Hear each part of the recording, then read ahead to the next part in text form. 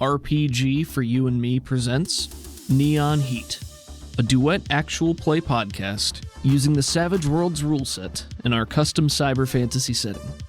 Thank you for joining us, and welcome back to Caldonics. Previously on Neon Heat, the Lassica steals Athena's attention away from the Spire for a quick chat. Athena finds Roja, who is very displeased about Anji's involvement in this situation. They make tentative plans to go and confront her together, if need be.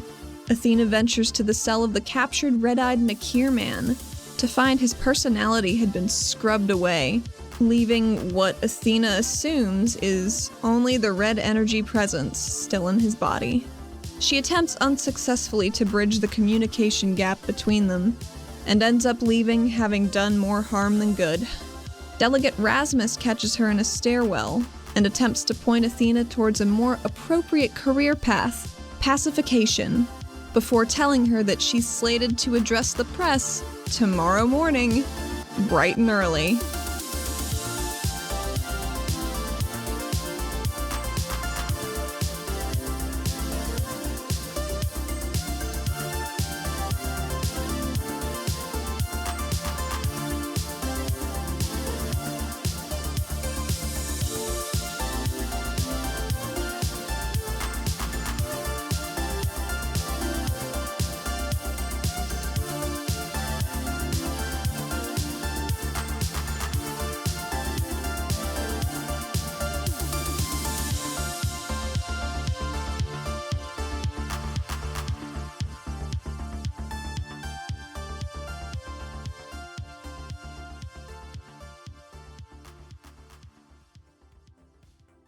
So, Athena, you are outside your apartment door. Good, exactly where I want to be. I go in.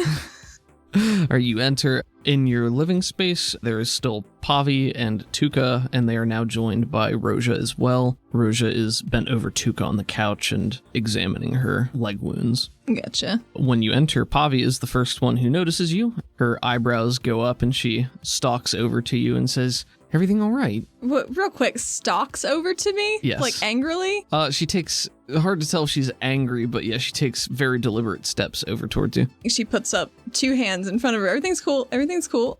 Don't even worry about it. It's not like aggressive at you. Oh, okay. Pavi glances back to Roja and Tuka, who also look over to you, and she says, "Did you tell Silas that he could come and stay here?" What? Yeah, what I just asked you. Is he here? No, he's not here.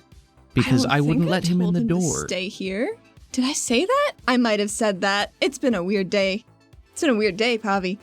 Okay, yeah, well, he showed up unannounced on our doorstep and seemed to be under the impression that he was going to be sleeping here. Oh, good. So I told him no. Oh, no. And, I told him to get out of my apartment. Cool. He was not happy when I told him that he couldn't come in. And when I shoved him back when he tried to walk past me, he tried to, and she taps a finger on her forehead. Well, the good news is, it works. Oh, good. And he couldn't do anything. Good. The bad news is... He tried. And, now he knows. And he was not happy about that. Well. So he fucked right off, which I'm fine with. But, yeah, just food for thought, I guess. Sounds like my little chat is turning into a longer one for whenever I find him tomorrow. Yeah. Are you okay? Yeah, thanks to, and she taps her head with maybe a somewhat satisfied smile, and maybe you get a shot of Roja over Pavi's shoulder, furrowing her brows a little bit, and then goes back to Tuka's leg. Well, as far as stress tests go, I feel like that's a pretty damn good one. Yeah, not too bad. Oculus and all. Mm-hmm. Did it heat up for you? What does it feel like? It's more like, it's like an internal alarm. It's more of a sound and a feeling than a temperature. That's cool. Yeah, well, you know. Different strokes for different folks. Do you know where he went? I don't know, and I don't really care. Why do you? I need to talk to him about press stuff for tomorrow. So you invited him to our apartment? to stay over at our apartment. Your bed's already full. You know that, right? Yeah. Yeah, I know. It's, yep. She presses her lips and gives you a very concerned expression. So here's the thing. Maybe keeping people we don't fully trust really close to us is a good idea. You know? From a tactical point of view, that makes sense, yes. But I will be goddamned if I let him sleep under my roof after what he did to me and to you. So, not okay with that. Okay. I am not entirely convinced that Silas cares about what happens to us, Athena. I think he's using us. And I think he does whatever he wants to, and not too happy about this. And she points at her ear to the recent augmentation. My thoughts on the matter are our success in staying both a squad and undiscovered in all of our shady dealings is to keep him looking presentable, and he can't sleep. People are just gonna attack him again, so we need to get him looking right so we are less suspicious as a whole. I don't know where I can't babysit him all day. That's my job with Bolt. I can't babysit 2 full-grown men. She chews on her lip and she says, I don't have too much sympathy for him, Athena, right now. I understand what you're saying, and it's probably the smart thing, but crosses her arms and turns away. Tuca and Roja are just in the living room looking over at you guys. Is Tuca slowly eating a tiny bit of food? Maybe she looks for food to eat, but it's all gone, so she just awkwardly shifts. Are you actively trying to convince her that she should allow Silas to stay here? I think so. Your first point was, for our mutual success, he needs to be in tip-top shape. Yeah. And people are trying to kill him. So he can't be in tip-top shape. Right. Because he can't sleep. Still gonna be at a -2. Checks out. I don't know if I'm ever going to increase her persuasion die, because I feel like she's only average persuasive. It's completely reasonable. Oh, woof. Bad. Is it a crit fail? No, but it is a regular fail, so I'm going to allocate 1 Benny only for stupid Silas. Okay.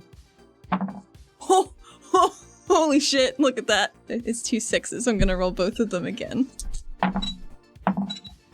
11.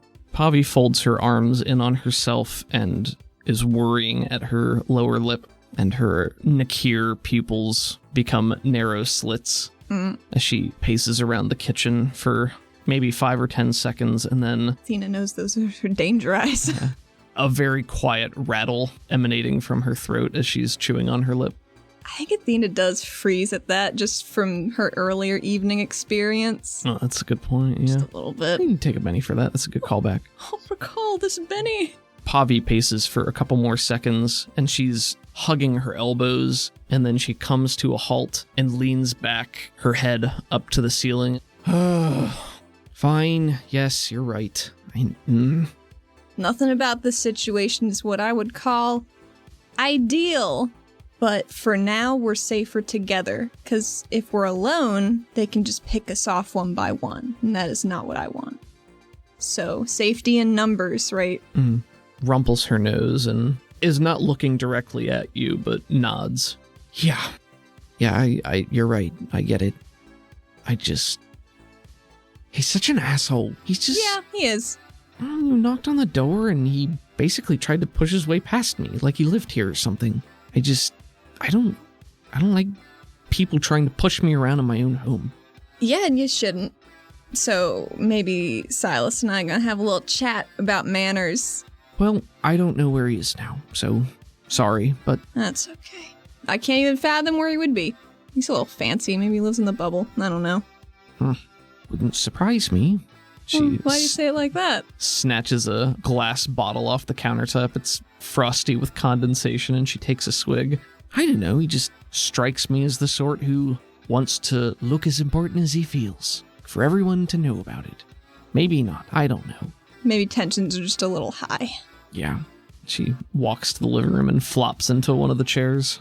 Athena's gonna take Pavi's lead and get a cold frosty drink for herself, but hers is much more alcoholic. She doesn't drink a lot, But sometimes it's nice. It's been one of those days. It's one of those days. Roja and Tuka exchange a sideways glance at some point during all of this, but then Roja goes back to dabbing at Tuka's legs. They appear to be mostly healed now. They don't look nearly as bad as they did earlier. And Roja says, I've put them back together as much as I can. There's still going to be a modicum of natural healing that needs to take place, but she should be fine. And she gives Tuka's leg a little pat slap that is maybe a little rougher than necessary, and Tuka winces and goes, damn, easy, Doc. Athena smiles to herself, but just at the bedside manner is quite good. Roja, thank you. This is amazing.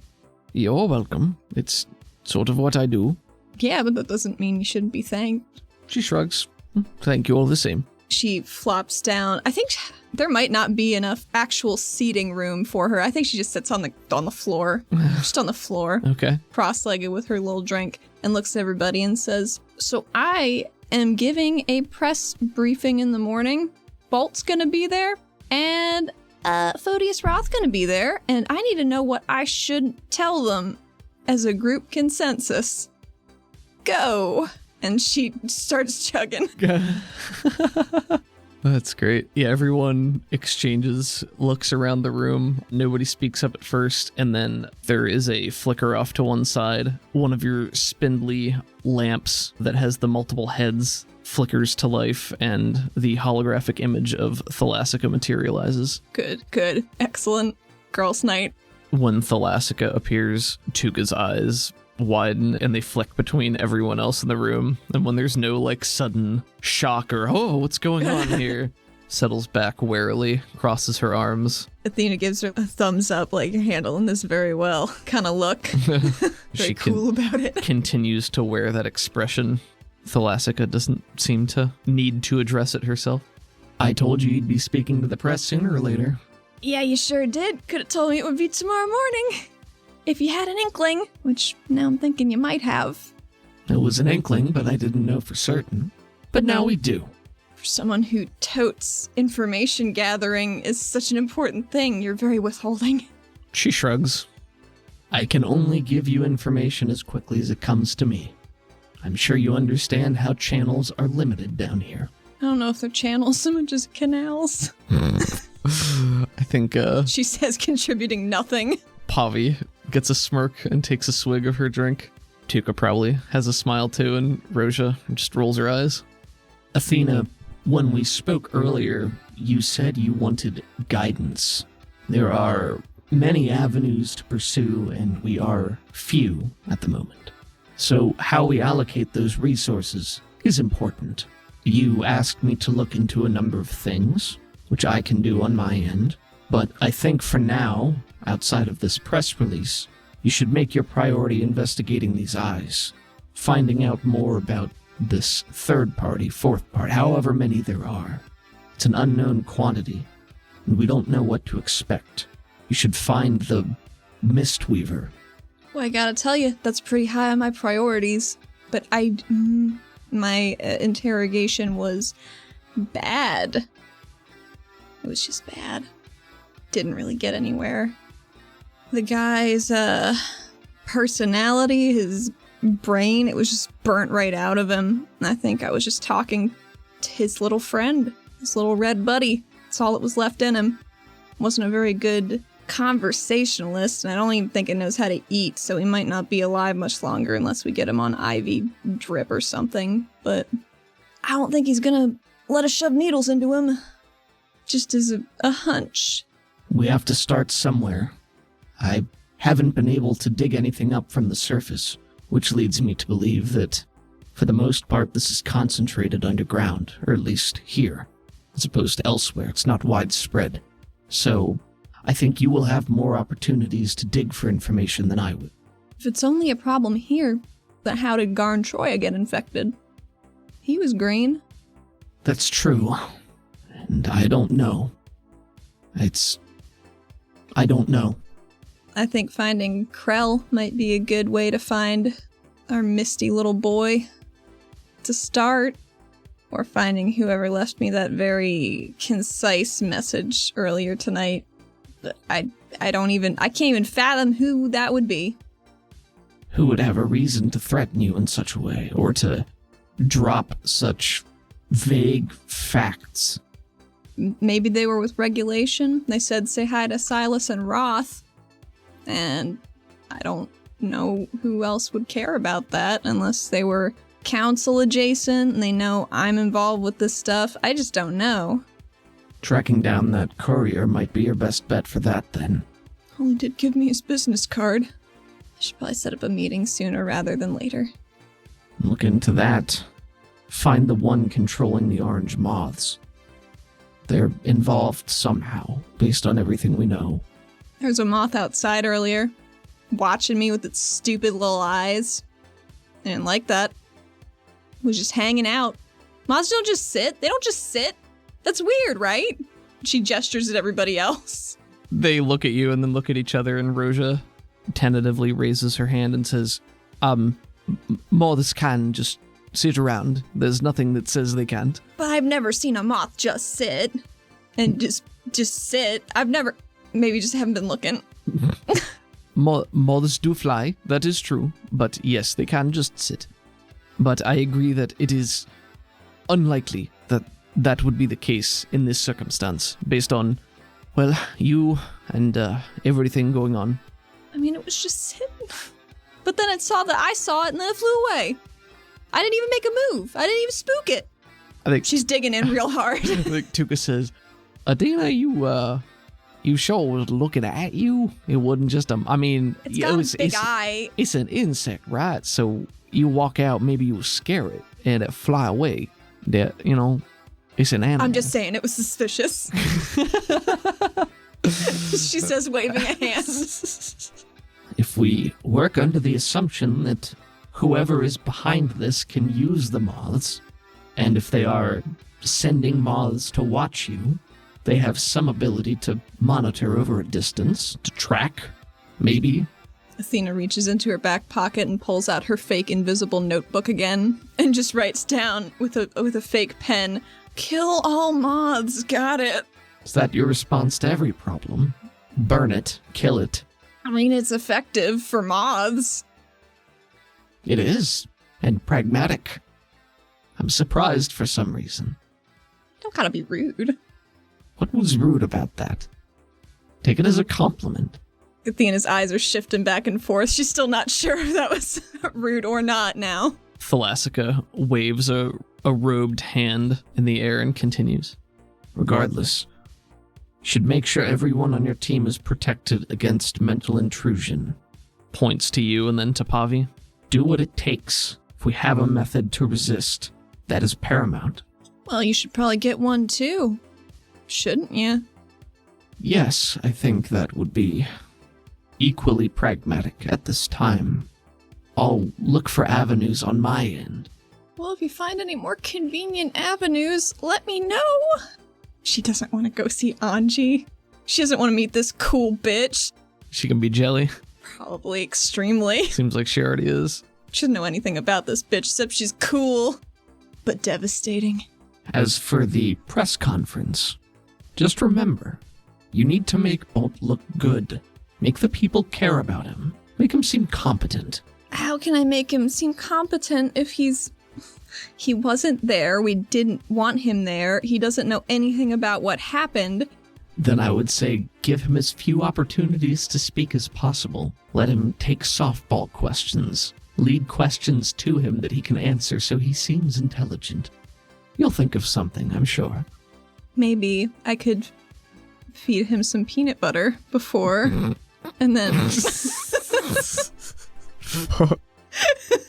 I think she's just sitting on the floor laughing. You can have a Betty for that. It's the dumbest shit. I like that a lot. I don't know what to say if they start asking about AleraCorp if they're involved, because Rasmus said not to tell people. So I don't know what I should say, because they were, and I'm not an especially good liar on most days, despite my life. You said Roth is going to be there. I would defer to what Roth tells you over what the delegate tells you. I think it was trickle down, but I will ask regardless. Photius Roth doesn't make it a secret that he does not care for many of the city's policies involving AleraCorp. It's plain to see that he would rather be rid of them. You don't think he's the one stirring all this up? What if, right? If he doesn't want to LaraCorp around, these riots have been incited with East City folks. Like, who's spreading that around? I don't know. I can't see in his brain. That is always a possibility.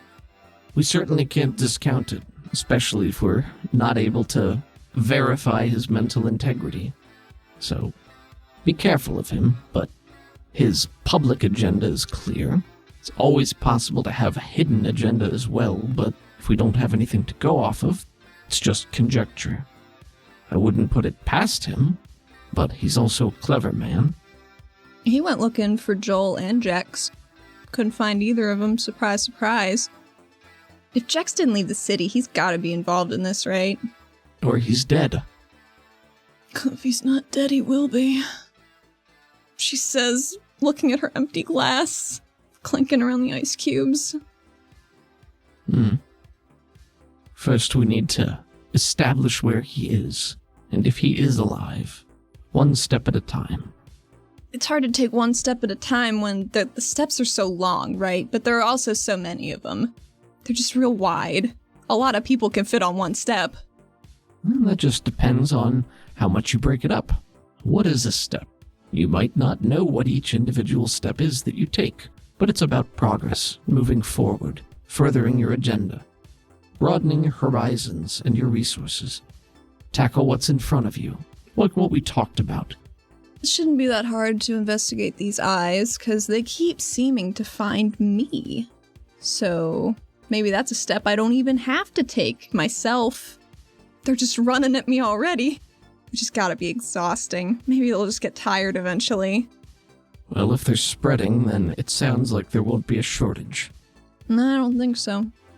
What? Okay, so back to my most pressing concern, the actual press. What have we not told them? What have we omitted specifically? Because, I've been asleep for 2 days, so I might not know all the ins and outs. Between all of them, what they'll relay to you is that what the press knows is that there was an altercation out on the island with the lighthouse. There were ballistic weapons involved. There was stuff that a lot of people could see from the shore, but nothing about a LaraCorp involvement. I don't know for sure that anybody knows about the eyes. No, because red-eyed people have been cropping up in the streets. Right, but I don't know that they specifically know that there was direct involvement with what happened on the lighthouse. Gotcha. Well, if there's nothing I'm supposed to avoid except for a LaraCorp, and I'm definitely not bringing up eyes unless they are brought up to me, I guess that's the best I can do, right? Follow the directions you're given as best you can. Maintain your cover. Keep Bolt on a leash as much as you're able to. My agents can only do so much. Their job is to stay hidden as much as possible. But if there's anything specific that they can do to assist you, I think they will. If you need me to provide specific assistance, let me know what it is and I'll see what I can do, or what they might be able to do. You got anybody in the news? What do you need? Softballs for Bolt.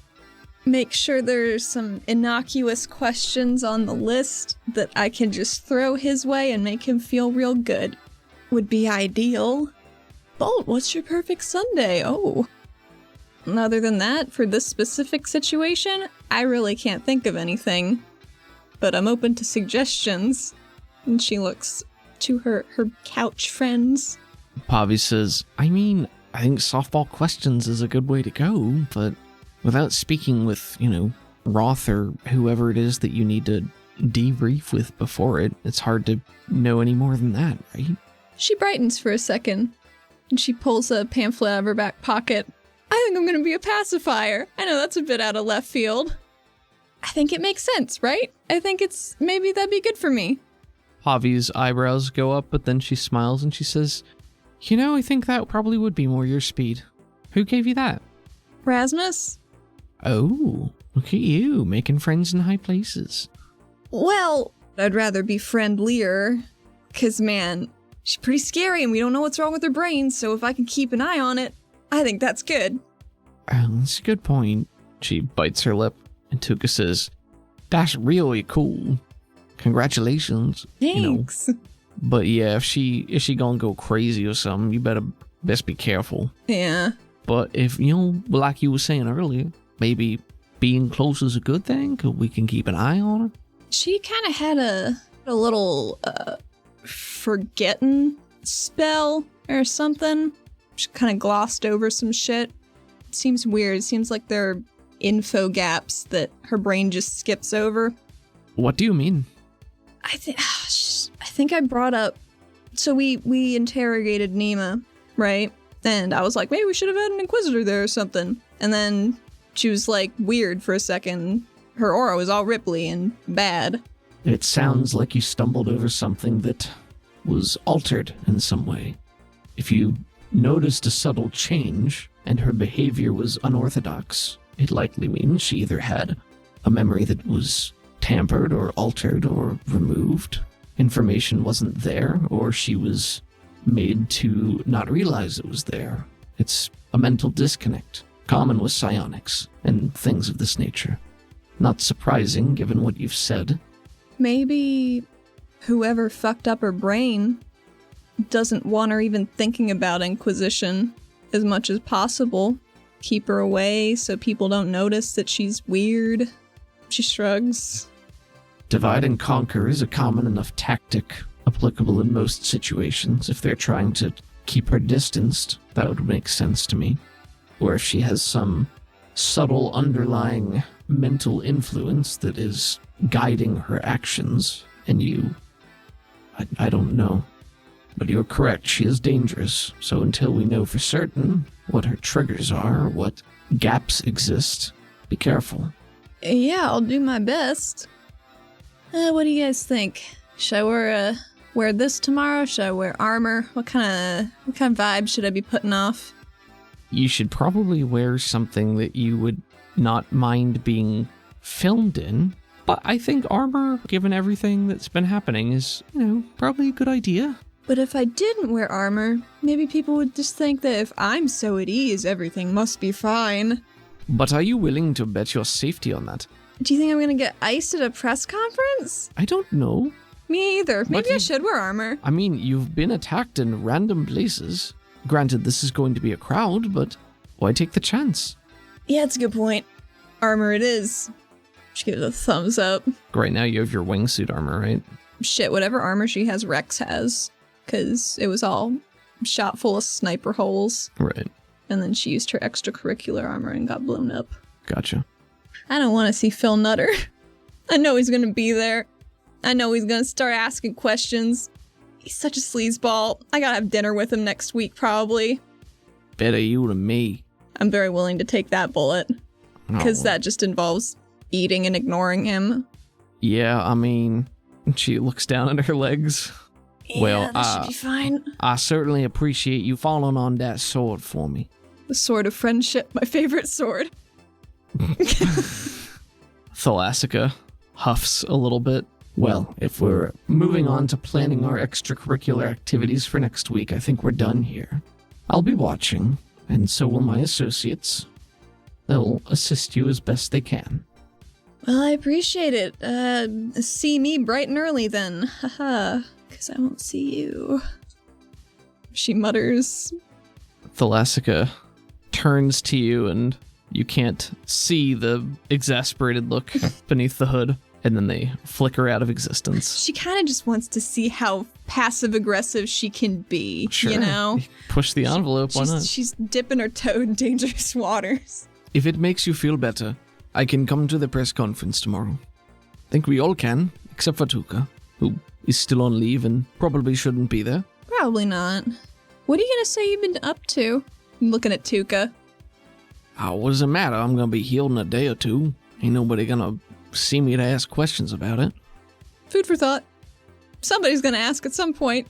Well, I mean, I'll just tell them I needed a couple of days off to relax and unwind. I've been shot at and all the things happening. I don't think anybody's gonna give me too hard a time. Athena looks off to the side, having forgotten that you can take days off for things like relaxing and unwinding. And has a moment where she sucks on her tooth. I've forgotten so much. Just flash to a scene of Athena and Isaac sitting around a table, like, reviewing HR requests. And Athena's just like, no, he's fine. He's fine. He only got shot twice. God. HR was Isaac's bag. Sure. Because she made it his bag. Right. Because she didn't want to do it. Right. Tuca, do you think you'll be ready to go get Isaac with me tomorrow night? Or I guess tomorrow night. Yeah. It's not well, I guess it's tomorrow, but later in the day when it is again night. She pushes herself up on her elbows and nods. I think I can muster the energy. Are you just saying that because it's what you think I want to hear? Is that actually how you feel? No, I feel definitely better than earlier, but, give me a whole day to help recoup. I think I'm going to be fine. Okay, cool. Pavi, would you like to come with us? Because I don't know. Pavi tongues the inside of her cheek a little bit, and then after a pause, she says, yeah, I'll come. Yeah? Yeah. Athena notes her hesitation. I would say it maybe wasn't so much hesitation, but she paused to think about it first. That's good. That's a good self-preservation tactic when Athena's involved in planning. It would seem. How long of a trip is this? I know you said it wasn't a short one. It ain't gonna be like a deep trek into the mountain or nothing. It's just, it takes a little time to get there. Is it a call off work the next day sort of thing, or? Hopefully not. Hopefully not. Probably not. We'll be fine. Yeah, we should be fine. We should be fine. Is there anything specific we should bring? I should grab from the spire? I don't know. No, not really. Oh, cool. This is going to go super well. I'll handle the arrangements. All the arrangements. Quirks a brow ridge at you, but settles back down. Doesn't say anything additional. I won't ask. All right, then. We got a short montage of you all sitting around and having a drink or two, maybe making some more food and stuffing your faces. That sounds real good. Where are you sleeping? I don't know. She'd probably sleep on the same couch she's been sleeping on. The one that Tuca's on? Well, they have two couches. They have like a big long couch and like a love seat, and she'll cram herself onto the love seat. She compacts, you see. Gotcha. She curls up, pillow between her legs. She's good to go. And Tuca says, oh man, we have a slumber party. You want to stay up and tell spooky stories or something? Nah, that seems a little on the nose, actually. Stay up and tell nice stories. Maybe you tell me about all that cool stuff you got up to on the surface. I could do that. Athena tells her story. Quick montage of Athena regaling Tuca with a tale of her exploits, and Tuca sitting there wide-eyed, just really excited, sitting on the edge of her seat. Actually, roll me persuasion. Let's see how good. Or would this be performance? Yeah, this would be performance. It's untrained. Right? Untrained. All right, so this guy, right? Real bad guy. 8. Says there, yeah, she is on the edge of her couch, riveted by this daring tale of heroic exploits involving... Athena tells Tuca about one of the last nights she was on the surface chasing down Chaz Devlin on the motorcycle. That's exciting. The chase and then blast in his spine. Comic Pretty cool. book box asterisk says, see episode 1. Well, you have a good night's sleep curled up on this love seat. Can wake up and get prepared and make it off to the spire in the morning. And once you get to the spire, they'll give you direction as to a pre-briefing room that you're supposed to meet Roth and Bolton. She's gonna swing by, pick up her armor, get into that real quick so she's presentable. When you go there, Rex Dune is not present. There's probably just another clerk who's able to retrieve some basically identical armor to what you had before. Nice. A wingsuit variety, and provide that to you so you can easily suit up and get back downstairs. Feels good. Stretches it out. Regulator Dune would like to have words with you at some point when you're both available. Sound pretty nervous. Is this a bad thing? Is this about a bad thing? I mean, he wants to talk to you about the gear because, it came back destroyed. Well, line of duty. I'll be back. Yep. Goodbye. Okay, bye. I knew he was going to be pissed. I told Pavi. For later. So yes, they direct you to a briefing room off to one side. It's like a very clinical briefing room, muted tones, just one long table with a bunch of chairs around it. There's a couple bottles of water just set out to a side table. Notepads are laid out on the tables. And Roth is waiting there for you. And it's just Roth in this room right now. Just you and Roth. Big fella. He is an extremely tall Karnak Dillion. So he is big and burly. His scales are midnight black with gold trim. He's wearing this crimson uniform of the Arbiter with his red Arbiter badge pinned to the lapel and a big toothy maw as he blinks at you with light red eyes and rises as you enter. Good morning, Sedaris. Bright and early, I see. Well, those were the instructions. Indeed. I'm very ready to talk to people, she says, a little defeated. Well, you surely don't sound excited. Well, I gotta save it for the press. I gotta save all that excitement. So you don't share that same affinity that Joel did? No, Joel was really good at talking. I don't know that he always liked it, but yes, he was quite skilled. But that's how you get better, Yeah, that's true. The reason we're having this particular press conference is a specific piece of legislation that was passed, ensuring that we are required to speak with members of the press community, whether written or recorded word, and we are entitled to restrict information that we deem to be sensitive, but we are required to speak and give them a chance to pose questions. Do you understand that? Yeah. Mm-hmm. The art of this is providing answers that satisfy their questions while withholding the truly sensitive information. What I want you to do is focus on the mercenaries, the lights, the eyes even, all that good stuff, but you let them ask the questions, right? You let them ask those leading questions. You can mention names, but don't bring up affiliations yourself. Let the newsies do that for you. Then you can innocently reply. So let's practice. Oh, yep. Let's practice. Is it true that there were armed mercenaries involved in some sort of a skirmish? Fuck, what was the question? Oh no. Roth blinks at you. Are you sure you're feeling all right, Sedaris? No, but that doesn't matter. I've got to do it. So here we go. We could just leave it up to Bolt if you feel that's the best course of action. See, that's why I have to do it, because that would be terrible. Speaking of Bolt, we got scant amount of time before he decides to show up, which could be now or an hour from now. Who knows? Well, let me get this out of the way real quick in lieu of, practicing.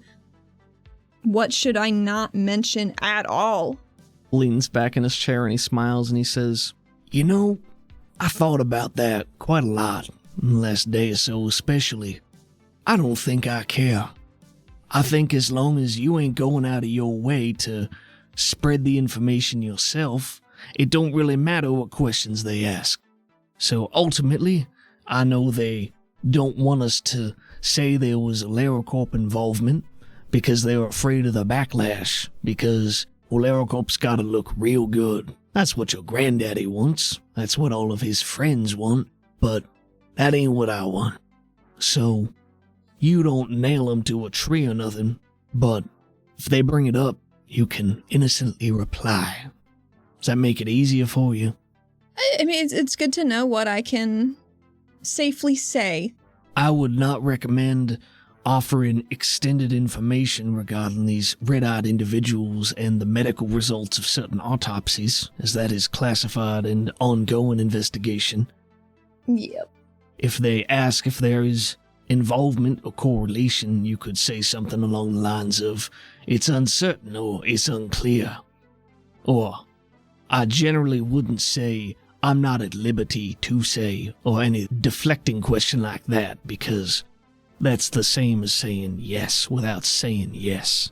Right. So I'll be honest here, Sedaris. I think no matter what happens, it's gonna turn out all right.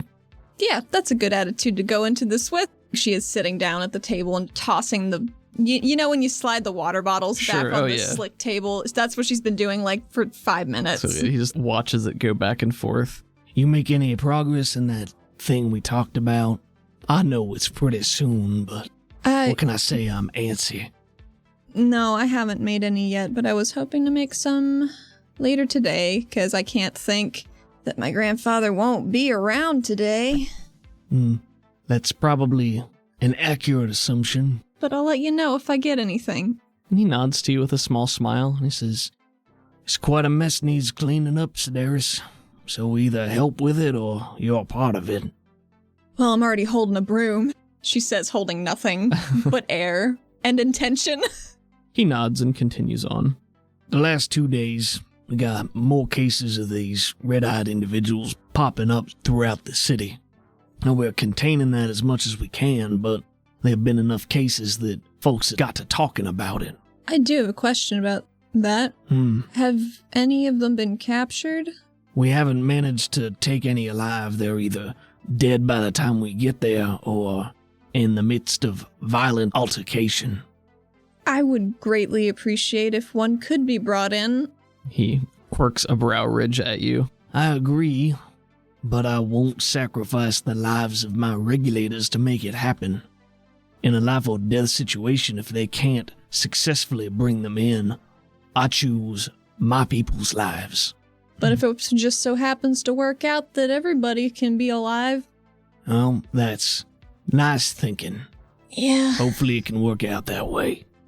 But, of course, you have leave to go out and hunt some of them down yourself if that's an appropriate avenue to investigate.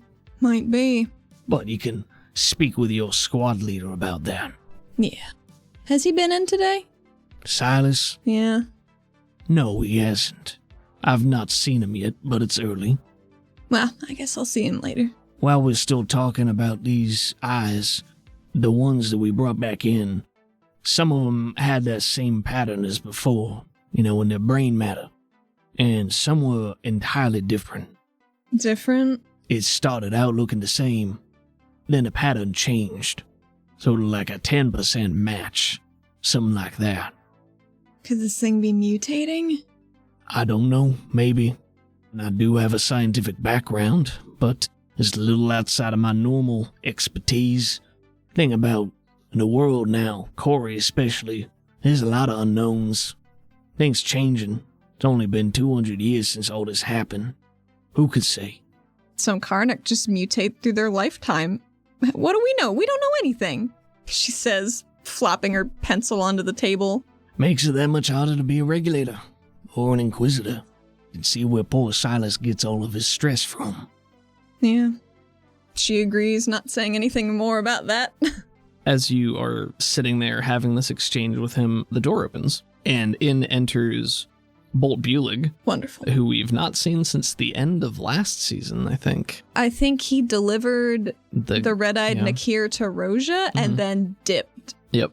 Bolt enters. He is in his standard regulator garb with his purple pacification badge pinned to his chest. And Bolt, of course, is large, 6.5 feet tall, maybe even a little bit more than that. Just huge, burly, rippling with muscles, got those abs and those pecs. But if he wore glasses, maybe he could be a reporter. Maybe. He does have glasses, actually. He does not look like a reporter. It's true. Golden, longer flowing hair that he brushes back, and he's Ori, so he has matching glowing gold eyes, a large, bright smile when he chooses to show it. Is he choosing? I think he is. I think he's laughing right now as he walks into the room. Because I bet Phil Nutter's fucking with him. No, actually, he's being trailed by Lepaco. Goddamn. Also, Bolt, while he's wearing his regulator uniform, there is a tie. He just has a tie on his uniform. He just has a tie on it? I mean, it's a tie. But is it tied like it normally would be? Like around the neck, or is it pinned like a badge to him? It doesn't look like it goes around his neck, but it is in the center of his body. Is it a clip-on? You don't know. She's got to find out. All right, but yeah, Bolt walks in and just giving a trailed by Regulator Lepaco, who is a short, squat Yara with spindly, spider-like legs protruding from his back that help push him along the ground. You're not sure if you've ever seen him. I've never seen him walk normally. I've never seen him walk normally. But he's got dirty blonde hair, a ruddy face, small watery eyes, a bushy mustache, patchy, balding head, kind of paunchy too. And he's following and he says, "Oh, Mr. Bolt, you do go on." He gives him a pat on the back. And Bolt walks in and looks and sees both you and Roth and flops into a seat on Roth's side of the table. Roth watches him sit with cold, flat eyes, reptilian eyes, turns to you and pointedly says, Well, Sedaris, thank you for the chat. I think you've been briefed in full and you can fill in Mr. Bulig here, unless you had any additional questions for me at this time. I can't think I do. Lovely. Well, he pushes himself to his feet, holds his claws out to the side and says, I'm sure it'll be a wonderful conference. Yep. And then he... I do have a question. Is this video or purely scribbling? He turns and looks back to you and says, That's up to the press, but if I had to guess, and I don't, probably both. Yeah, right. Smile wide, Sedaris. Smile wide. And she does, but it looks like it hurts because she hasn't needed to smile very big. And he gives you a toothy smile as he grasps the handle of the door, turns it, and leaves. Bolt sitting across from you and Lepaco is just busying himself arranging the things in the room. Bolt's expression is a bit more somber than it was when he entered. He just sits there looking at you for a little bit, and then he puts his elbows on the table and brings his hands together in a steepled finger type thing, and he says, Long time no see, Sedaris. Well, I was asleep for a couple days. I'm aware. Yep. Did you come and visit? I like your tie. Did you get any water? She's hoping to confuse him with as many rapid-fire questions as possible. Yeah, I think he's about to respond to one of them, and then you throw out another one, and he's just... looks like he's already been thrown off course. She makes dagger eyes over at Lepaco. When he turns around and sees that, he gives you a bright smile and a small wave.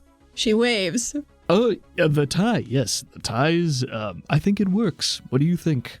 I think it might be more of a boardroom look than a regulator look. You know what I mean? It's fashionable, but there's overlap, right? Certainly. I think that checks all the boxes I needed to. Might look good on that plant over there and be a fun goof. Don't be ridiculous, nurse. I would never. I'm very upset with you. Me? Yes, you, Sedaris. What did I do? She says, knowing fully everything she's ever done. I respect you too much.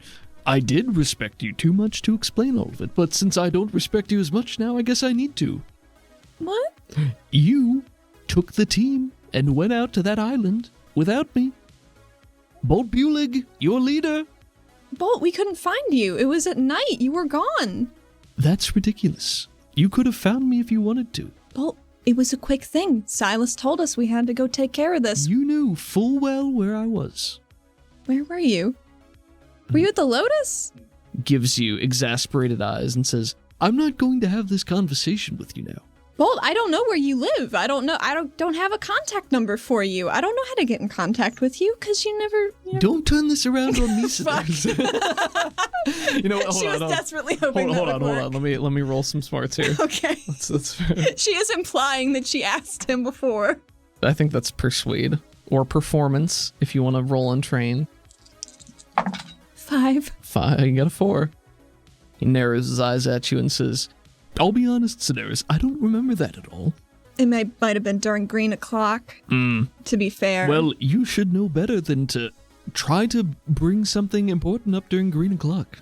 I didn't even know about green o'clock before now. Well, there's a lot of things you apparently don't know, Sedaris. I know, and I'm the one that's doing the press briefing. And look where we are now. I'm gonna need some help, okay? I'm gonna need a lot of help, actually. I think you're a little confused here, Sedaris. I probably am. I am the leader of this task force. Yep. I will be the one answering the questions from the press. You were there to assist me because you were on site and I wasn't. This is true, and how do you I'm gonna think that assist looks? Real good. And how do you think that looks, Sedaris? The leader of a task force, not even there when it's dire. It makes me look bad. I can't have that. You can't drag my name through the mud like this, Sedaris. Well, I didn't want to do that. Well, look where we are. Heaves a big sigh, and Lepaco scuttles over and gives him a small plate with a pastry on it. You're not sure where he got it from. It's gonna be all right, Mr. Bolt. Just you should eat this. Keep up your strength. It's gonna be soon. You know, don't let her get in your head or nothing. Gives him the most withering fucking look while Bolt's eating this pastry. Lepaco looks over to you and gives you a small wink. Oh my god. He's insufferable. Bolt's still eating. He says, "This could be really bad for me." What was that, Bolt? I said, this could be bad. You know, I'm head of this new task force. I'm supposed to be uplifting the people's hopes, making them believe in me. How can I make them believe in me, Sedaris, if I'm not where I need to be? If I'm not in the middle of the action? I'm a beacon. I'm supposed to be a beacon of hope to the people. Brighter than a lighthouse. Well, then it would have just been too bright out there, Bolt. Don't try to flatter me, Sedaris. Sorry. No. It's all right. Don't. You know I get a little flustered sometimes, Bolt. I'm really gonna need some help today. I know, Sedaris. I'm here now. That's all that matters. Thank God. Well, if I would have been there before, you might not have been exploded. I know, I was thinking about that. And yet you were exploded. Well, I thought about it after I was exploded. That must have been painful. Yeah, it wasn't great. I wouldn't know. I've never exploded. I can't recommend it. I don't intend to. My But one prowess... never intends to get exploded. My prowess and raw skill won't allow me to explode. I think I'm above such things. Yeah, probably. Sedaris, I'm gonna cut to the chase. I believe in you. I think I can make a good regulator out of you yet. But behavior like this, it's simply not acceptable. I can't have you undermining my authority, especially in front of others. To the rest of the team, even. To be fair, Bolt, I wasn't undermining. It was a directive from Silas. You weren't there. We had to act quick. You remember at the lighthouse, those boats, right? The boats that we saw when we were out there looking at stuff? He stares at you for maybe 2 or 3 seconds and blinks once and says, yes, of course. I knew you would. They were gone, so we had to go check it out before they came back. Did you find them? Did we find the boats? Well, we found a big boat and a lot of people on it, and then it got exploded. So. Well, we can't leave these loose threads hanging, Sedaris. We need to find these tiny boats. Somebody's gonna be who's looking for the tiny boat? I don't know. If they ask us who... Don't just direct them towards me. If it's a too tough a question, I've got it. Probably. I was there. You were there, so I would expect you to know all the answers, not give me these half-hearted maybes. You don't seem like you're fully committed, Sedaris. I'm very committed. I don't know if I should take you out there now. You should definitely take me out there, Bolt. Why? Why should I do that after you betrayed me so brazenly? Everyone was involved except for me. How do you think I feel, Sedaris? My whole team goes out to do things without me. My team, the Wonderbolts! The Wonderbolts, Sedaris! Your name is in the... Yes, it is! I mean, we could always name it something different if you don't like it anymore. Oh, he gives you such a withering, like... Oh, no. God, his face is, like, pinched. He literally shakes his head and scoff, like... Oh. Did you just say scoff? He does that, and Lepaco pats his bicep, and he says, "Oh, she didn't mean that, Mr. Bolt. She didn't mean that." And he turns to you and gives you like a, "What the fuck are you doing?" kind of glare. She jerks one shoulder at him.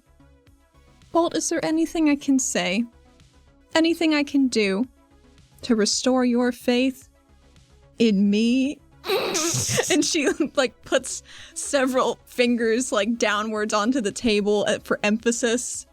Heaves a big sigh and he's drumming his enormous fingers on the table while he's casting around the room. He looks very listless and wistful. He's just looking up and around at things. Like there's nothing to look at in here. It's just a very empty room, but he's just like... As he's listlessly looking around, she will cross to the other side of the table and sit down right next to him.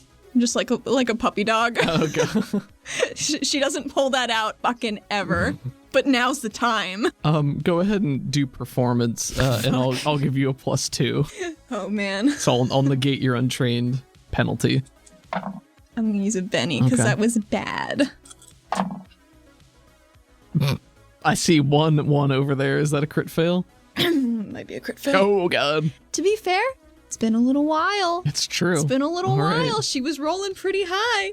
Maybe she does this so fucking abysmally is because she never does this. Yeah, and she just kind of thought it might work. Try to be like, "Oh, I'm sorry, Bolt." Yeah.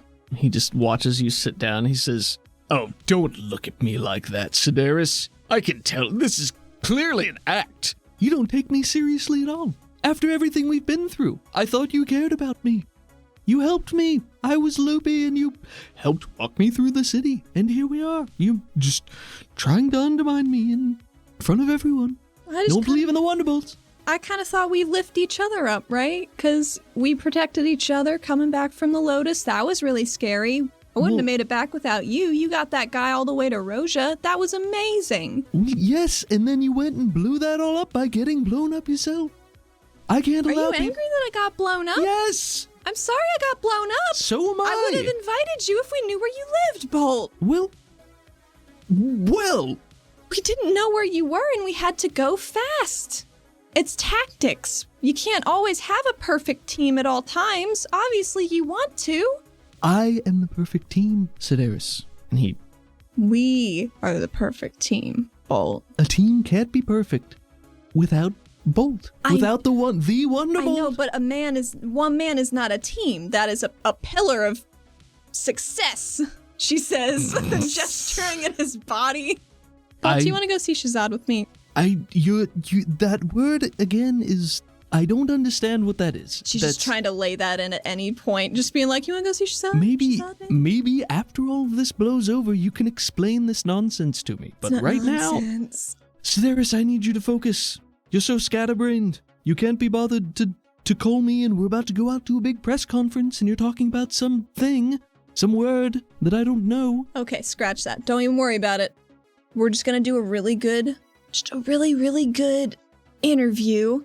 And then, maybe if Phil's there, we can all go to my parents' restaurant, have a nice chat. It's on me. Just buds on the town, repairing shattered trust, she says, sounding very remorseful. I'll let you use persuade this time. Oh, this time? This time. 4. I don't know what it's going to take to restore my faith in you, Sedaris. I think I just need to see some consistency and some enthusiasm, and I need you to believe in the mission statement, which is me, the Wonderbolt. We're the Wonderbolts. I can't teach you to be a better regulator if I'm not around to see it. How do you expect to improve, Sedaris, if I'm not around to help you improve? Well, maybe you can help me study for my pacification exams. I don't think you're ready for that, Sedaris. We've got a lot of work to do. Help me with it. Maybe you're the best teacher I've ever had, she says, and she breaks saying that. I'm gonna ask you to roll persuade on that one as well, because that's a big old lie. It's a big old lie. This one's all right. What did you get? Not good enough. 5. Well, I've been trying to groom you, Sedaris, but again, I can't do that if you run off and get exploded without me. So, moving forward, Wonderbolts. Say it again. Say it louder. Wonderbolts! She claps her hands and makes 2 fists. I like that enthusiasm. That's good. And she looks over at Lepaco to see what the fuck he's doing. Lepaco at this point has straightened up everything he can in this tiny room, so he's just standing in the corner watching. And Lepaco, there's so many chairs. Oh, I'm fine. I think it's important to be light on my feet in case, troubles abound, and be there to help y'all out. What kind of trouble? Well, I don't know, Sedaris. I almost got shot to death up in the spire, a couple days ago. Did you forget that? Were you not there with me? Did I not fly after you to the fans? You did. My lord. To be fair, I guess you weren't on your feet when we were flying. You say that, and his expression, his eyes go a little flatter, and the ruddiness of his face increases by like 2 shades. I think that's the most she's ever visibly upset him. And that's an achievement unlocked. He just stews in the corner. Well, I do appreciate that, Sedaris, but well, our squad's got a lot of work to do, and I can't say that I'm appreciative of the oversight that we're currently seeing, since it seems to be lacking if it's so flippant to send all of you out to your deaths without me. That doesn't seem like good leadership. So we'll have to work on that moving forward, but I don't think we have time to get into that now. Oh, almost assuredly not right now, she says, trying to sidestep that conversation. Pulls out a watch and checks it and says, Well, I think it's almost time, unless you had something else you want to go over. No, I think that was it. Glad to see you, Bolt.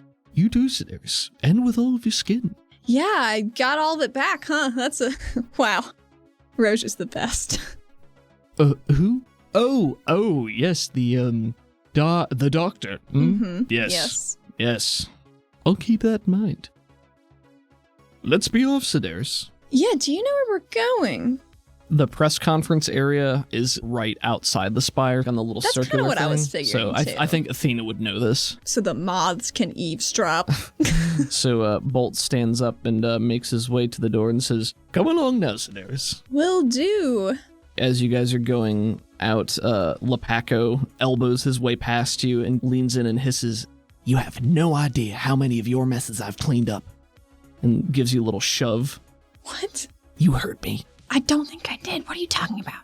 And he just holds his hands out to the side like, come on, really? No, I'm genuinely asking because I know you clean a room that I use. Or are you talking about metaphysical problems and messes I make?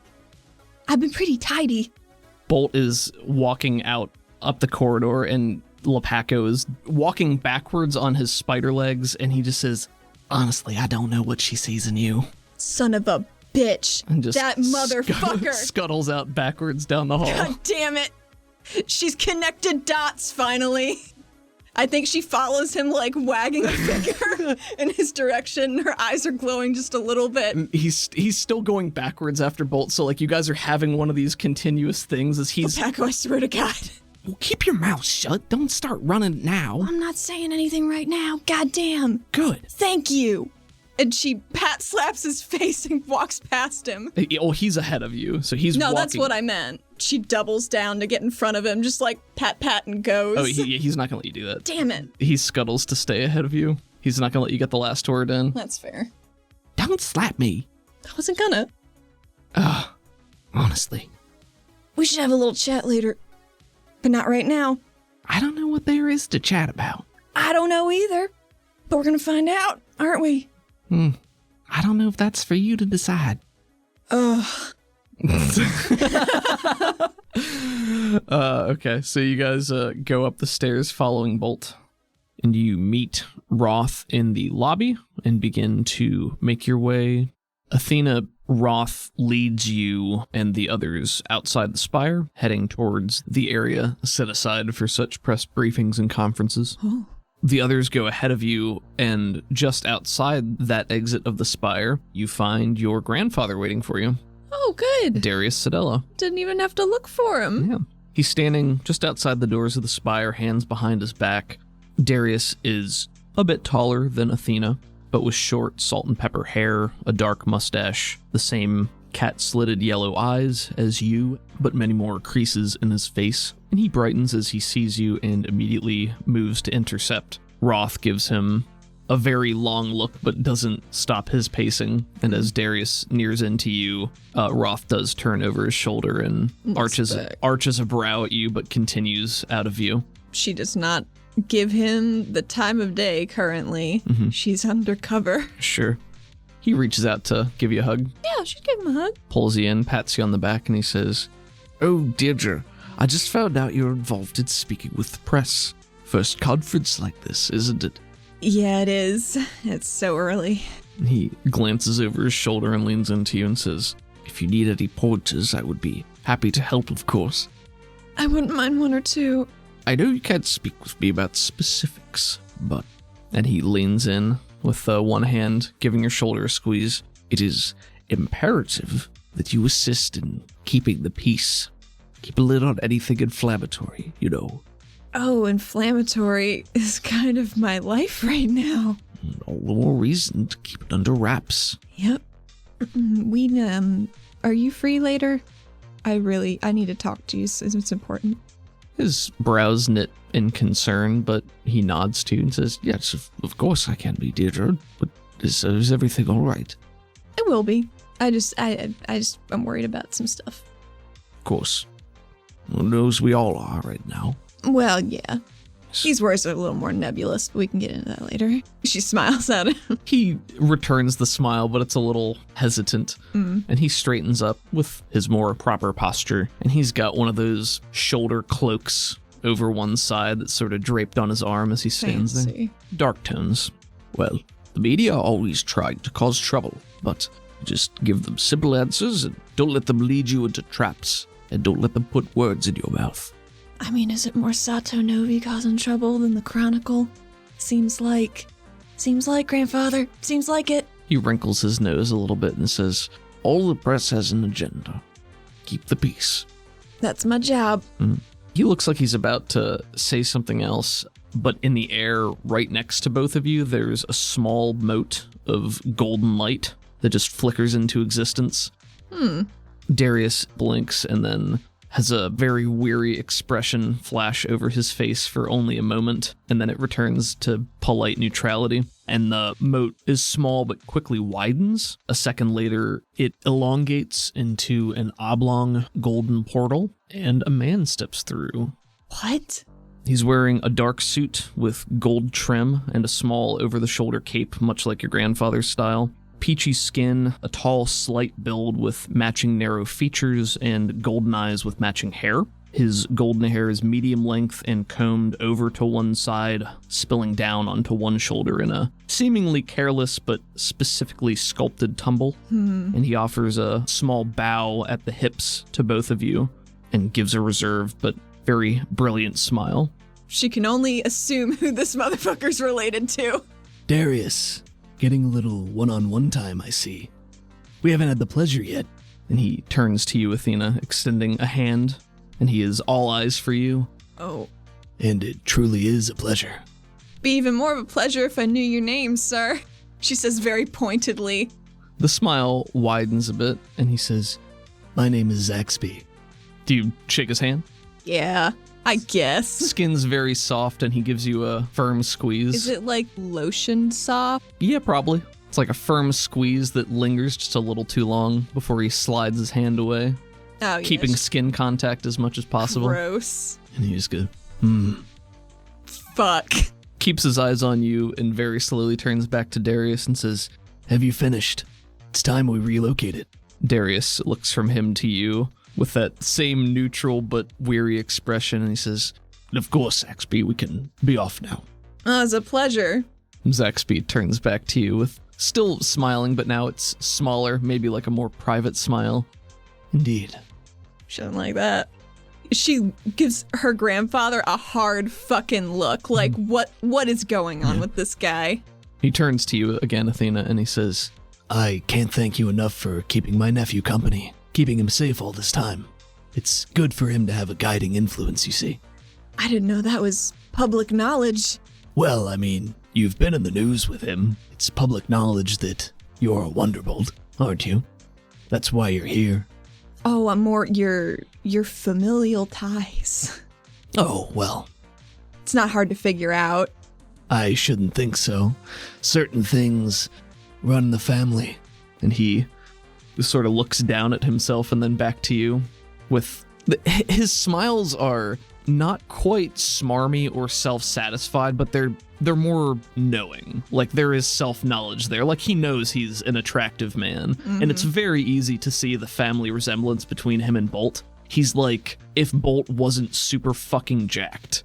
Okay. Alive. And there's a lot Bolt. more, there's a lot more intelligence behind the eyes. Well, keeping your nephew safe is one of my very top priorities currently. Well, Thank you for this gift, she says, just kind of shaking her head. But you know how when you shake it and it's like a nod and a shake and one is just kind of a circle? Does that get across? Sure. sometimes it's important to count our blessings, be thankful for what we have, and the role we get to play. Yep. She just gives her grandfather one last very hard and very dubious look. I guess I'll catch up with you a little later. And while you are here speaking with Darius and now Zaxby, you can hear Roth's voice in the background, amplified by likely microphones. You don't say. He gives you a tight smile. He turns back to Zaxby and looks like he's about to say something, and then Zaxby says, Well, we should be off. We don't need to go walking in front of the press. We can skip to the back of the line. waves his hand, and one of those golden tears appears in the air next to them. He says, Let's be off, Darius. and moves to step through. And your grandfather, his expression as soon as Zaxby walks through the portal turns to something much more serious, and he turns to you and says, "Keep the peace." She just gives him a weaker thumbs up than it would have been like 2 minutes ago. Turns and walks through the portal after him. Athena looks for Roth to see where she needs to go. Probably the podium, huh? You turn around the corner and it's very clear where you need to go. She falls in line behind Bolt. Because why not let him go first? In the area where press conferences are generally held, it's on the south side of the spire, adjacent from the exit of the hub. It's just a small clearing area. There's a couple of wide-set steps that lead up to a dais. On the dais is a stone podium. There's ample standing room there, and there's plenty of room for people to just congregate. There is a substantial crowd gathered outside the spire. It looks like it's mostly a crowd of civilians. At the very front, there are a lot of reporters. There are, I think, 2 individuals who appear to be holding video cameras, and they're like larger, bulkier video cameras. The rest are holding notepads, just ready to start jotting things down. Gotcha. Is one of those video boys Phil Nutter? One of them is Phil Nutter. Phil is holding the camera and is joined by an individual that you would probably recognize to be Donovan Reno, who is the lead Novi Now reporter, who, for all intents and purposes, just looks like a stereotypical, boring-ass white guy reporter. Right. He's got a swoop of hair. Nothing remarkable about him at all, really, aside from his big hairdo. Is Dick Richter in the crowd? Yeah, Dick Richter's in there too. He appears to be standing further back. So he's not at the front. He's a few feet behind Phil. Well, she's not pleased with that. You do also recognize Slug Stone, who was the Arrow reporter. Humanoid looking, metal mustache. He's got a newsboy cap on. And of course, Phil Nutter, as we mentioned, is there. And Phil is a tiny Axion Karnak. Looks like a tiny round frog with dark green and black mottled skin. And a shisty expression on his face. That sounds right. With frog patterning that makes it look like he has a tiny little mustache. Yeah. And he is holding a camera. Looking out into this crowd, it takes you a little bit, but you do spot Pavi and Roja tucked away in the back. And when they see them, they both raise a hand and offer smiles of solidarity. Oh, good. Maybe on the opposite end of the crowd, way, way in the back, you notice the golden hair of Zaxby Zadar standing next to your grandfather. As you're walking out, Roth is speaking to the congregated people, and his voice is there's a microphone up there that is Corey powered and projecting his voice, and you catch him saying the edge of, And now we'd like to open questions to the press, which will be answered by Regulator Athena Sedaris of the Wonderbolt Task Force. He said her name right. That's a relief. What, instead of Deirdre? Yes. Yeah. Waves a hand off to one side and begins to walk away, and then goes back and is just sort of leaning to reach the mic and says, and Regulator Boltbield. Fuck. Walks and stands off to one side and gives you a smile as you're walking up there. And she straightens her badge and walks on up. As soon as Bolt is within sight of the crowd, he's got his giant palm up doing the beauty pageant wrist turn wave to everybody. He's got it's very Disney princess. Very Disney princess. Big toothy smile. He glows just a little bit brighter. People in the crowd are screaming, cheering. You can see some people with Bolt Bulig merchandise, t-shirts and stuff like that. Just like, is anyone drinking a can of Jolt? I probably wouldn't be able to see it. I don't think Athena knows what Jolt looks like either. So that's fair. Who knows? Roll me a notice at -4. Nah. 2s. And you guys walk over to a double podium with mics set up for both of you. She pats the back of his bicep with the flat of her hand and gives him a thumbs up under the podium. He continues waving and gives you a sidelong quirk of an eyebrow. Like, what's up? Shakes her head. She stands patiently at her podium, sweaty, anxious, ready to get this done. Bolt leans into the microphone and he just hobnobs the crowd a little bit. Oh, well, good morning, Caldonics. How wonderful to see you all. Thank you for joining us here on this fine, fine day. Yada yada. And he throws out a couple smarmy comments to that effect. Right. Like, let's get a big round of applause for the Wonderbolts and my associate, Athena Sedaris. And there's I think How many applause? there's applause at Wonderbolts, and then it tapers off a little bit for Sedaris, but there's polite applause. She 1,000-yard stares as all of the applause is happening, because this is not appropriate for a press conference. As that's happening, your eyes lock with, in concert, Dick Richter and then Phil Nutter, who both just are giving you these shit-eating grins. Very happy to see you. Of course they are. Well, let's get this started, shall we? And he points a dainty hand out to Slugstone, who's raised his pencil or pen in the air, and says, "You have a question." He steps forward and pushes his hat back a little bit with his writing implement, and he says, yes, thank you, Mr. Bolt. Slugstone, called Chronicle. Hello, hello. And immediately turns to you, Athena, and says, "Can you tell us what occurred on the island of the lighthouse several nights ago?" Could you be a bit more specific? That's a bit of a broad question, Slug. Well, it looked like it was a broad event. Lots happening.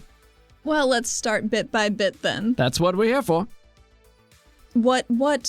Because Roth asked her to let the questions come to her, so she's trying to do that. That's true. Well, for starters, there were reports of gunfire, ballistic gunfire. Everyone on the shore could see large flashing lights. Orange, purple, red explosion. Care to comment? Was there ballistic gunfire on the island? Yes, there was. The gunfire was from a mercenary outfit who was using the island potentially as a supply drop. We've noticed boats out there in previous days, saw the absence of boats, went to go investigate, hence the gunfire. As you're doing that, everyone in the crowd that has a notepad is, scribbling and jotting things down. She looks over at Roth real nervous, like just flicks a glance. Roth just looks happy as a clam. He's just standing there, hands behind his back, big old grin, just not looking at anyone directly, just existing. Cool, man. Thanks, bud. That's all well and good, but what about these lights? Bright orange lights, the call of purple energy, red explosion? Care to comment? What can you tell us?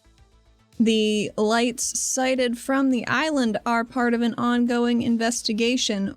We don't quite know what all of them were. The red was just an explosion. No need to worry about that. Is this in any way related to the existing reports of red-eyed individuals wreaking havoc across the city? I think we'd need to conduct further investigation into that before we're able to corroborate, she says, fizzling out a bit at the end there. I would like you to make me, let's see, your first one was good, your last one was not good. Give me a straight persuasion. Okie doke. 4. Okay. Slug is jotting something down and nods to that. And what about the mercenary company? Do we have any reason to believe they're a continued threat? Have they been addressed, disposed of, escaped? You'll be pleased to know most of them are dead. And there's murmurs in the crowd. So, what about the rest of them? The rest of them have retreated through a tunnel, which we are looking into closing.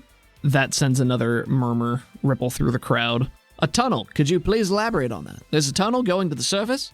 Well, we do live in a cave, Slug. Plenty of tunnels. So it does lead to the surface then? We have not sent regulator forces to investigate yet. We're still cleaning up the city, making sure people aren't hurt by these red-eyed individuals. But resources will, no doubt, be reallocated to this. More scribbling, more murmuring. Do you have any suspects or leads as to the cause or responsible party? One of the only names our investigation has turned up is Zimian Krell, so we will be looking into that very closely. She says, hoping the cameras aren't fuzzy when she looks directly into them, into his soul when he watches. Very nice. More scribbling and murmuring from the crowd. As Slug is about to ask something else, Donovan Reno shoves his way to the front, holding his mic and talking at you, and he says, "Donovan Reno, Novi now." Yes, hello, Mr. Reno. He turns to Bolt. "I'd like to hear from the leader of the task force. Mr. Bulig, why is regulation being so tight-lipped about the situation? What is regulation trying to hide here?" Bolt waves a hand and he says, I really wish I could answer that question, but the truth of the matter is, I wasn't present there. I wasn't on the island. I wasn't cold." and there's people whispering in the crowd. He says, My task force was deployed by the Oculus, what I'm sure he believed to be an appropriate response in the moment. But the end result was several of our regulators were grievously wounded, and some of the responsible parties escaped. Athena puts her hand up. To be fair, only one of our regulators was grievously wounded. And as you can all see, I'm doing fine today. You see, I didn't even know how many got wounded because I wasn't there. There's more. Donovan Reno says, Mr. Bulig, are you saying that control of the Wonderbolts was commandeered from you by someone higher in the chain? And he says, yes, that's exactly what I'm saying. What Pacifier Bulig may have forgotten to say is that he was off duty and could not be reached. Sometimes there are tactical moments that have to be taken advantage of with the crew you have when you have it. And where is the Oculus? He's looking at Bolt, and then he looks back to you, Athena, and just between the two. Surely he should be here to answer questions with the task force, if he's to be heading it himself. The Oculus is a very busy man, but this is our case, so we're going to talk to you about it, she says, earnestly. Are we to understand that the Oculus is too busy to speak to the people of Caldonix, to give us the answers that we're thirsty for? Well, I'm sure And we can provide. Like, I swear to God, if he drinks a jolt, oh my God. And he turns to the camera behind him and holds up a small, and he says, Jolt Cola. Turns back to you. Did you just do an ad break in the middle of this press conference, Donovan? He turns back to you. I'm thirsty for an answer about that. Turns to Bolt and says, Regulator Bulig. Are we to understand that the Oculus is too busy to even come to his own press conference? And Bolt says, well, much like I was apparently out of reach, it seems the Oculus is equally out of reach. What do you think, Regulator Sedaris? And he's sort of like leaning on the just podium. Just cash. Business cat, like informal, but he's like the kind of guy who comes in wearing a suit, takes off the jacket, slings it over his shoulder, and then sits backwards in a chair. Jolt is for closers. Let's wrap. The Oculus was not himself present on the island at the time of the incident, so really I am the best conduit for this information, she says, like, haha, to herself. I think there is at least one person out in the crowd who goes, oh! Like, she's the conduit, she said it! And it causes some murmurs. Donovan Reno turns back and says, Regulator Sedaris, this hardly seems like a time to be flippant and speaking about sports and hobbies and pastimes, making such jokes. I didn't talk about sports. Puts on a real sourpuss face and shakes his head at you. She looks at him and sips a fake can. He just scoffs. Are there other questions pertaining to this case and not my own personal interests? Where is the Oculus currently, Regulator Sedaris? Can he be reached for comment? I myself have not seen him today. I do not know.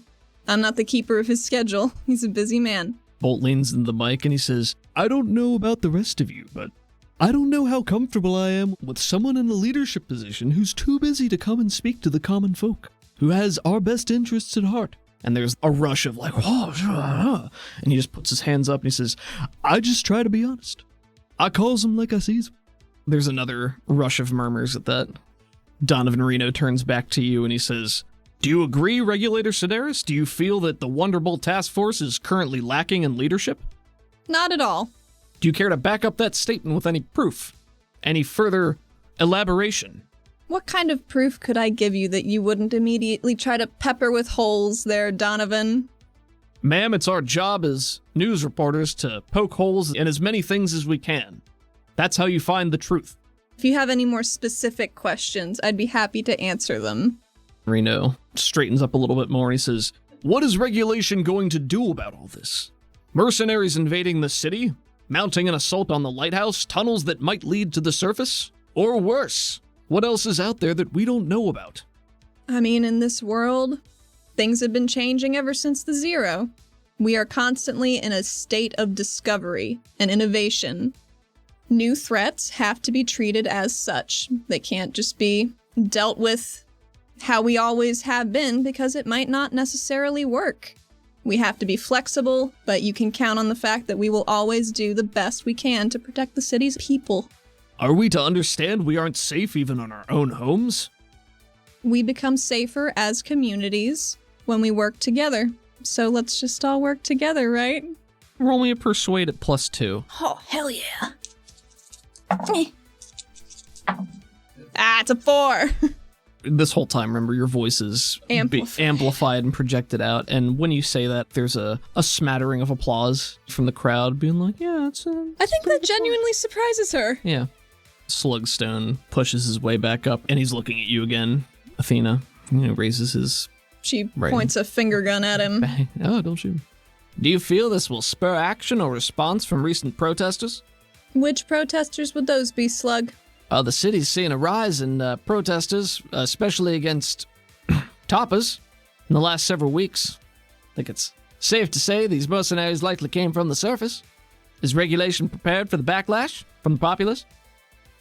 I may have a unique take on this situation, purely because I've been gone for so long, and I come back and I see that the city has changed. So much more full of anger and distrust, wedges being driven between neighbors and friends. Our two halves, but it's all Caldonix, isn't it? Caldonix is a city of passion. I mean, it was built to survive the Zero, with a burning drive to come out of it a more innovative and prosperous society. We lift each other up. We always have. But sometimes our passions lead to situations boiling over. And sometimes actions are heard louder than words, after words have been ignored. This city is my home. Your home, all of you. Immigrated and Caldonix-born citizens alike. To see the streets like this is, to me, a clear sign that the city has desperate needs that aren't being met. This is the only way they can communicate and be noticed, and I want to hear what they have to say. Caldonix needs to adapt and change just as we always have. It's not glamorous. Social change isn't an action serial. It's work. But it's work I'm willing to do. I see you. I hear you. Please. I want to help. Athena, you finish that sentence, and it looks like Slugstone is going to reply with a response to that. But before he's able to, there's a high-pitched siren that just sounds as just like a flat, continuous noise for, I think, 2 seconds. Everyone in the crowd is startled, looks around. There's a lot of murmuring, trying to see what's going on. Athena's head is on a swivel right now, looking at Roth. Go ahead and make me a notice. 4. 4? Okay. Probably 50 feet up in the air, it looks like there's a hovering drone, a little helicopter propeller, and it's flying around there, and it sparks with some light and shines an enormous projection on the spire behind you. And it's a man's head, probably at least 30 feet tall. It takes up a very large portion of space behind you. So it's a helmet, kind of insectoid in shape, with dome-like eyes covering both sides of the hemispheres. And the bottom of the mask is empty. The head is looking down and stares in silence for a moment before beginning to speak. Our leadership is corrupt, held in the spacious, comfortable pockets of foreign oppressors. How many more rights will Darius Sedella vote away? How many more opportunities ripped from the palms of our citizens and thrust into the hands of the toppers? No more. We have tried diplomacy. We have lobbied and shouted and bashed our heads against walls for long enough. If force is the only language the oppressors understand, then that is the discourse, the universal translation, that we will speak. Sons and daughters of the Nyx, join us in our struggle. Guard our city, our way of life. Become a warden of the called. The crowd at first erupts when this guy starts talking and falls deathly silent as he continues. And Athena, this is without a doubt the face you saw weeks ago in Dietrich Strickland's office. It's one of those speak of the devil and he appears by chance or design. Krell. Fucking Krell. Zimian Krell.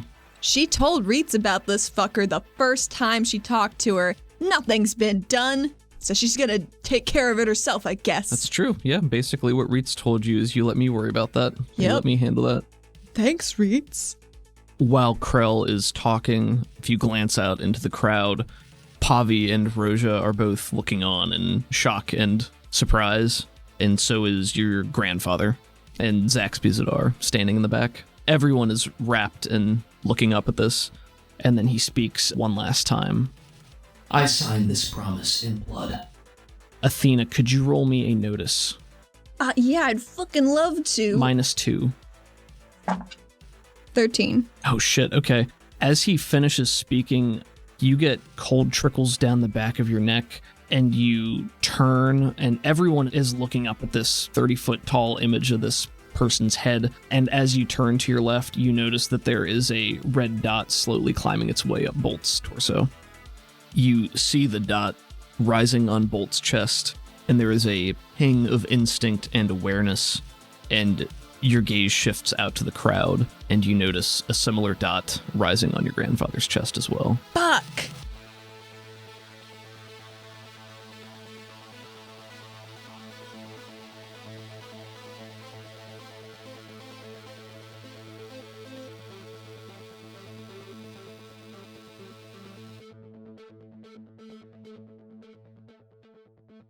Pickle, you're just gonna kill Bolt I'm not doing anything. off screen? I didn't Next do week it's nothing. his funeral.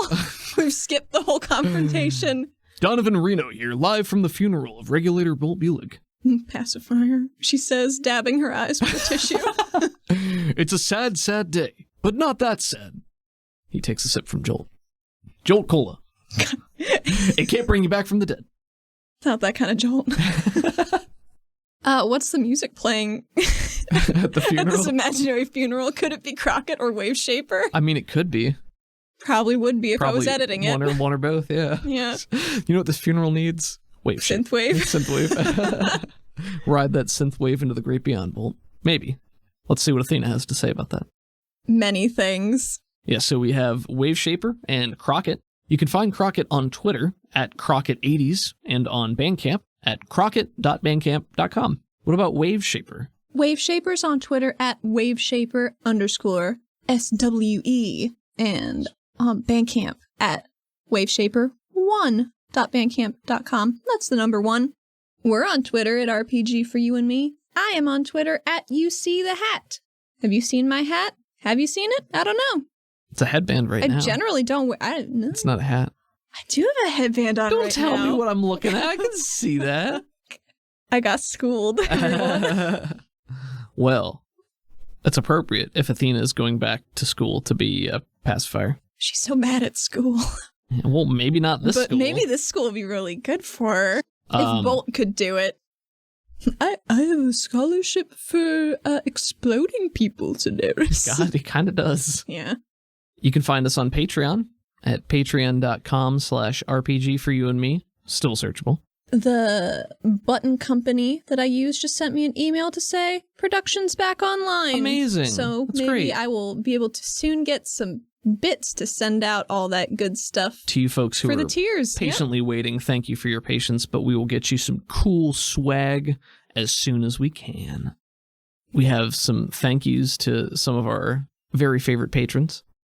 Thank you to Michael from Patreon. Thank you, Michael. Thank you so much. Glad you're able to catch up, but I definitely understand having a backlog because, man, It's so satisfying to just rip through it. I often, for my favorite shows, I like letting them pile up a couple at a time because I hate the week-to-week wait. I'm a binger. I like to just dive in and smash that content to pieces with my ears. New podcast, Ear Smashers. Your ear smashers. Ew. Yeah, it's, you know, if I could grind audio up into a fine powder to then just rub inside my ear. But yes, thank you, Michael. Thank you, Michael. Who do we have to thank for the basis for this fantastic tabletop RPG system that we play in? The Pinnacle Entertainment Group. That is, yeah, absolutely. And where can we find the Pinnacle Entertainment Group? Peginc.com. Peginc.com. Do you like my shitty air horn Boo, noise? boo, boo, boo. Well, stay tuned for a bonus scene. If you've been skipping these outros, you've also been skipping every scene That's all right. in this season. You can always go back and listen. Yeah, eventually, maybe you listen to one of the after episode things and you'll be like, bonus scene? Yeah. For all of season 2. So far, So at least. far. Yeah, that's the goal. But we'll see you next week, guys. See you next week, guys. Thanks for being here. Athena walks down the hall to the task force room and opens the door with a foot, shoves it in because she's carrying 2 containers of coffee, takeout coffee in a box, because Bolt requested it for some reason, so she's brought it. Excellent. Like a good delivery girl. She has proficiency in delivery girling from the surface. That's true. Very briefly. Oh, very you were a bad courier. She was a bad courier. I feel like she couldn't find the address one time and just ended up eating the pizza herself. I never went back. No. Maybe that's why she got fired. You kick the door in, and everyone is already present here. Sprawled on the couch is Bolt. Scattered throughout the room is Zadal, Pavi, Roja, and Tuka. Everyone turns to look at you as you enter, hoisting bags of delicious hot bean juice. Maybe not as hot now, but... Good morning, team. Sorry I'm late. Rumble of hellos of various sleepiness around the room. What's the grump level? Because I feel like Bolt is the kind of person who would schedule a team building event for like 8:30 a.m. Nobody's awake yet. He probably is. Maybe when you kick the door open, he bolts upright. Bolt is upright. And everyone else just exchanges a glance. So the grump level is probably like a 5 or a 6 out of 10. That's not bad. She expected more. She goes and starts to make Bolt his coffee with cream and sugar because she knows now. He thinks he takes it black, but he doesn't. He's just a dummy. I forgot about that. Zadal is the first one that says, yeah, good morning. You, carrying some stuff there? Yeah, you know, just that good bean juice. Everybody circle up. Everybody else moves in, but Zadal stays where he is, and so does Bolt. There's murmuring of thanks as people get their delicious beverages from you and go back to sitting on an odd chair leaning against the wall. There's a hearty amount of space between everyone else and Bolt. Checks out. Athena will sit.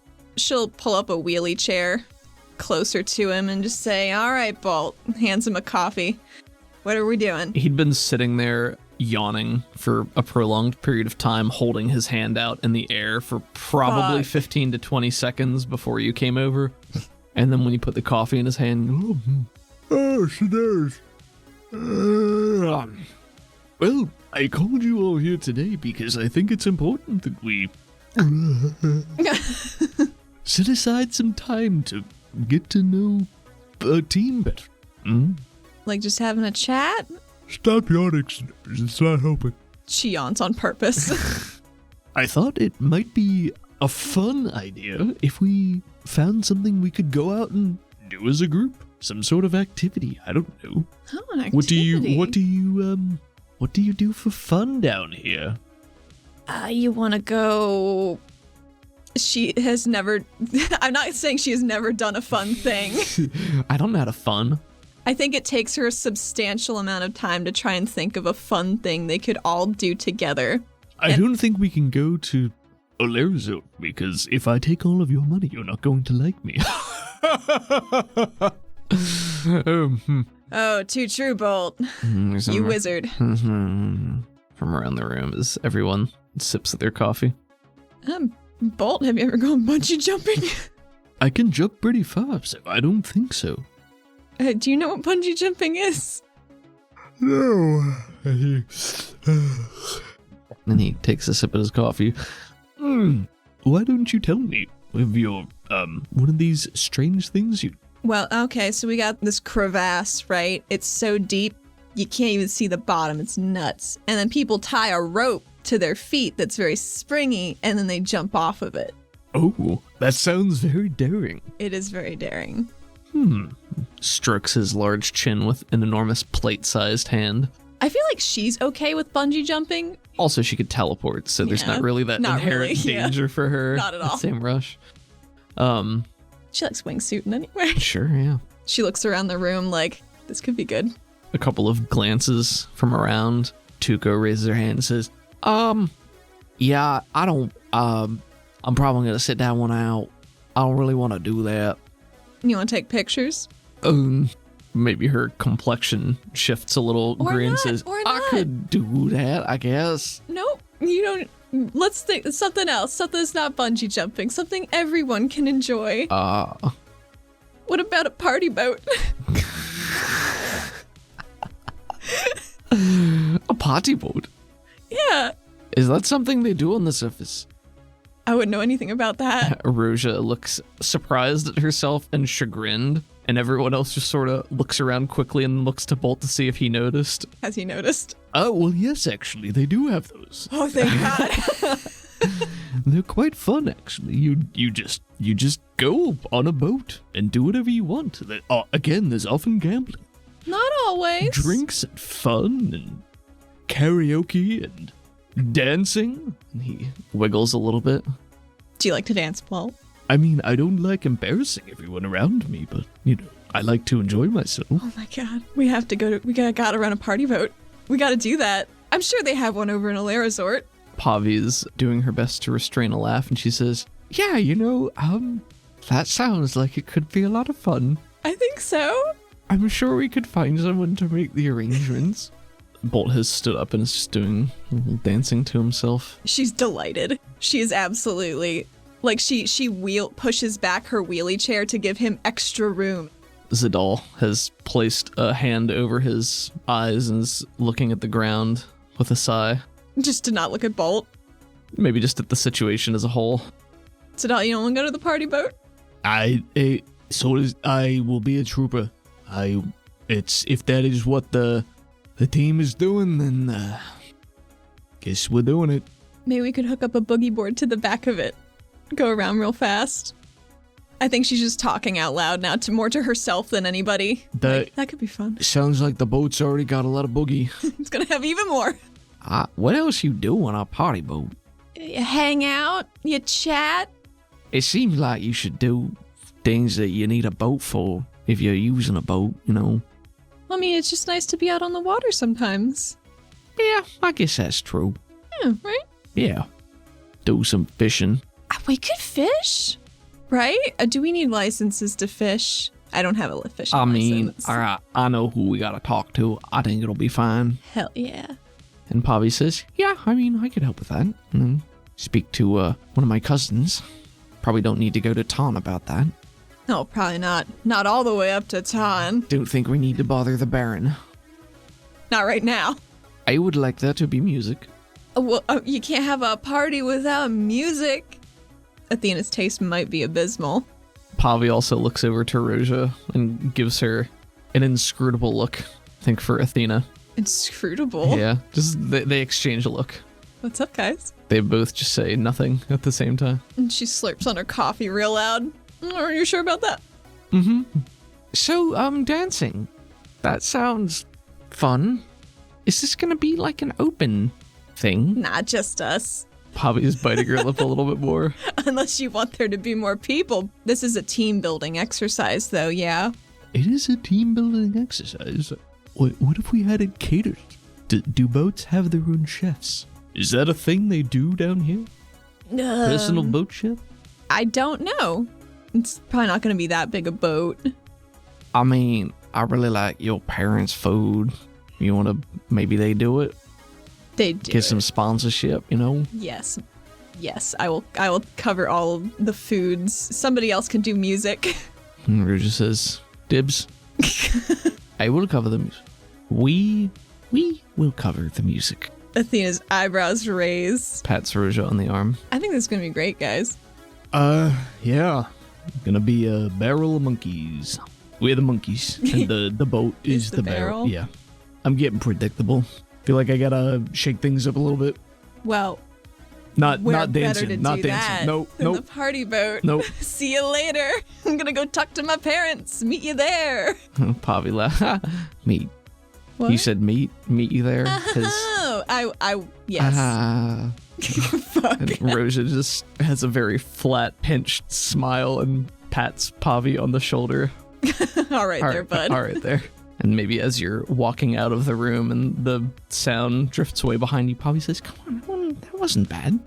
And there's a murmur of, and Bolt just goes, Wordplay. Wonderful.